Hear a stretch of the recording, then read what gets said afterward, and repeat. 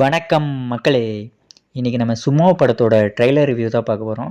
இந்த ட்ரெய்லர் பார்க்கும்போது ஒரு டிஃப்ரெண்ட்டான ஒரு ட்ரெய்லர் மாரி தான் இருந்துச்சு. இதில் வந்து மெர்ச்சி சிவா ஆக்ட் பண்ணியிருக்காரு. அதுக்கப்புறம் வந்து விடிவி கணேஷ், சதீஷ் அந்த மாரி வந்து நெறையா பேர் ஆக்ட் பண்ணியிருக்காங்க. இதில் அந்த நம்ம சின்ன வயசுலேருந்து டெக்கன் கேம் அப்படின்னு சொல்லிட்டு விளையாடுவோம். அதில் சுமோன்னு சொல்லிட்டு ஒரு கேரக்டர் இருக்கும்.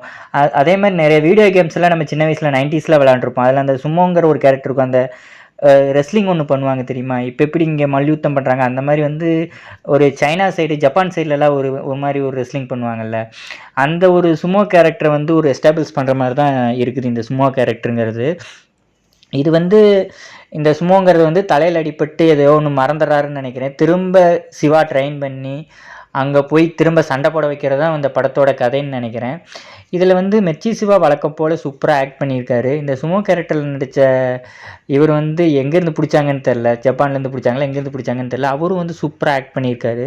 படம் பார்க்கும்போது ஒரு எக்ஸைட்மெண்ட் இருக்கு. ஒரு குழந்தைகளுக்கு பிடிக்கிற மாரி ஒரு படமா இருக்கும். என்னன்னு பார்த்தீங்கன்னா, இது பெரியவங்களுக்கு நெறைய பேத்துக்கு பிடிக்குமான்னு தெரியல. மேக்ஸிமம் வந்து ஒரு 90ஸ் கிட்ஸுக்கு, குழந்தைகளுக்கு அந்த மாரி ஒரு பிடிக்கக்கூடிய ஒரு படமா இருக்கும்னு நெனைக்கிறேன். வெயிட் பண்ணி பார்க்கலாம்.